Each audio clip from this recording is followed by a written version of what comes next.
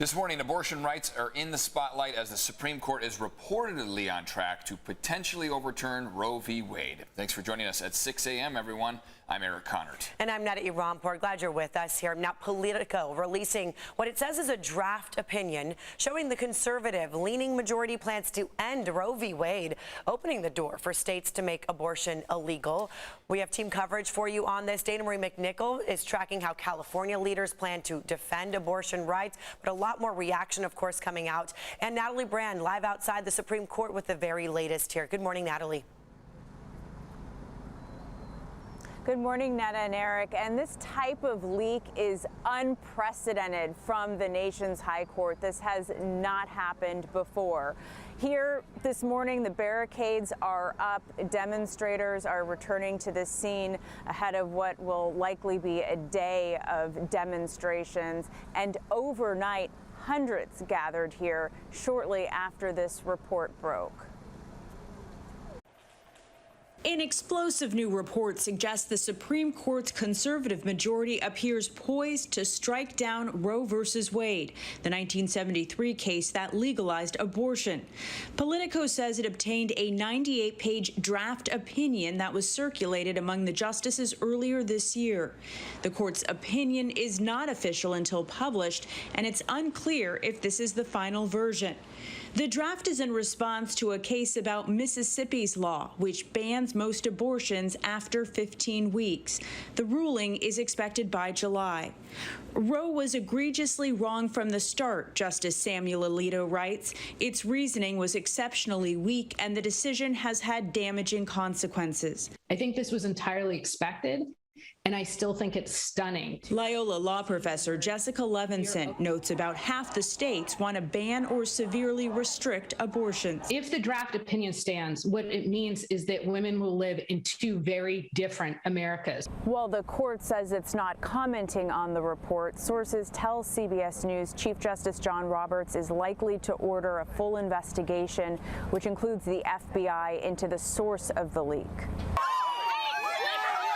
Hundreds of supporters and opponents of abortion rights clashed outside the Supreme Court overnight, a preview of the state-by-state fight that may lie ahead for both sides. Now, according to Politico, the Politico reporting, 5 of the Republican-appointed justices agree with this draft opinion. It's unclear how Chief Justice Roberts will ultimately vote on this. And it's also important to note that justices can change their minds, change their votes in the days or weeks leading up to this final decision being released. Because, again, keep in mind, this is not the final decision. This is a leaked draft opinion. Eric and Netta? Good point. Yeah, draft from months ago. But we saw those protests, Natalie. What does it look like outside the Supreme Court here this morning? Well, there's a group that appears to be growing in size out here. I can tell you it's been a relatively calm early morning. Just a handful of protesters were left after, again, hundreds had turned out last night. But the scene is once again changing as we have groups of demonstrators with signs and flags. Looks like they are going to be out here all day long, and I can imagine this crowd will only continue to grow in size, especially as the reaction across both sides of this issue continues to pour in. Likely nationwide. All right, Natalie, thank you very much for that.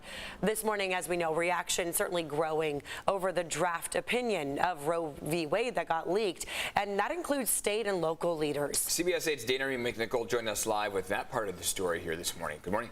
Well, good morning to you both. Many people took to social media with their reactions towards this news. It was trending on almost every single platform. Now, we are seeing mostly Democratic leaders voicing their opinions this morning, but of course we have reactions from both sides. We're starting with Governor Newsom. He sent a message, a strong one, on Twitter. California will not sit back. He said we can't trust the Supreme Court to protect the right to abortion, so we'll do it ourselves. Now, overnight while we were sleeping, Newsom tweeted this announcement proposing an amendment to enshrine the right to choose in the California Constitution. Now, Republican state lawmaker Kevin Kiley, though, on the other hand, is responding to governor's tweet saying that it is completely irresponsible. Now, Kiley didn't really elaborate any further on this. We're keeping tabs on his response in terms of what happens next. Now, we're looking at a local response from San Diego Mayor Todd Gloria. He also took to Twitter to share he is springing into action if Roe v. Wade is overturned. He says, quote, "I stand with you and I fight with everything I have." We're staying on top of a reaction, and we will bring you the latest updates as we get them. All right, Dana Marie, thank you. And coming up, be sure you stay tuned. We're going to discuss the legal ramifications of overturning Roe v. Wade and how it could impact us here locally. That's coming up in a live interview at 6:30 this morning here on CBS 8. This morning, the man accused of shooting a CHP officer along Interstate 8 could face a judge for the first time. Yuhao Du was originally scheduled to appear in court on Friday, but a judge postponed the hearing for mental health reasons. Du is accused of attacking Officer Tony Pacheco after a crash nearly a week ago. Pacheco is back home recovering after being released from the hospital. Right now, frustration is growing among some people over a plan to redesign a stretch of Park Boulevard. At issue, it would be bike lanes and then parking spots. CBS 8's Chris Groh is live, working for you to better understand this issue. Good morning. Hey, good morning, Eric and Netta. And look, there are a lot of businesses all along Park Boulevard here from University and all the way through. And a lot of them are upset with the idea that they could be losing parking spaces that bring customers directly to their businesses. We usually do. Take a listen to what one of them had to say about this. If there is no parking, people will not go to your business. I don't see people using laundromats on bicycles and very rarely even taking a bus for that matter.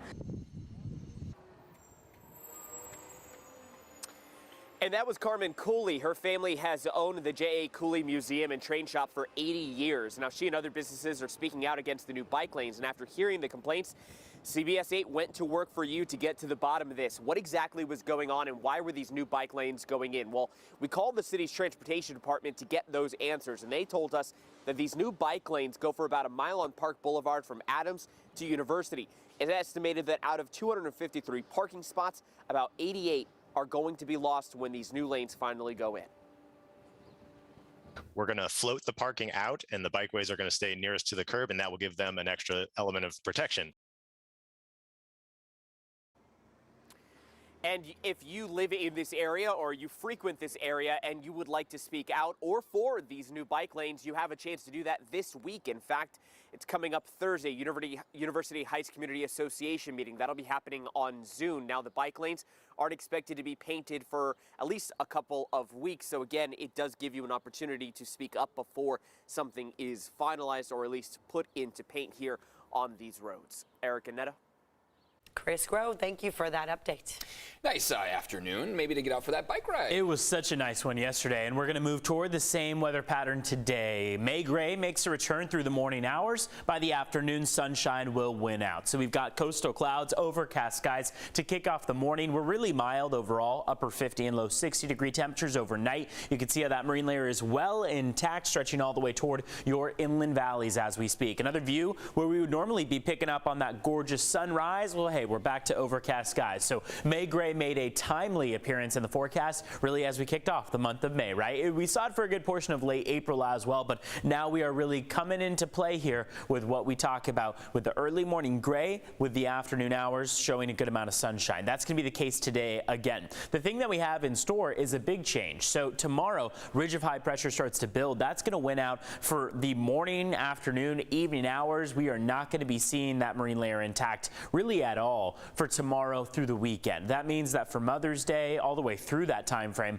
we're going to be picking up on warmer temperatures, widespread 70s, 80s inland, and a lot of sunshine in the forecast. But for today, we'll see those AM clouds, PM sun, 65 degrees, trending just a few degrees shy of average. A little bit breezy out there, but seasonal temperatures and mostly clear by this evening. And then that big warm up comes toward the middle of the week. You can see the 4 microclimates that we're working with hanging out of the clouds through the morning, and then we'll start to see them break off by the afternoon. afternoon with 90s across the deserts. Tomorrow, your Wednesday, all the way through Saturday and Sunday, we've got 70-degree temperatures in store. Low starts to swing in, cool us down for the beginning of next week. We'll hit our peak, though, on Thursday with 78 along the coastline, and it looks like your inland valleys are going to be making it well into the 80s. No major crashes or collisions as we look outside on the map right now. Looks like we're on slightly slower speeds across the Coronado Bridge, but again, CHP not reporting anything major this morning. I'll send things back to you.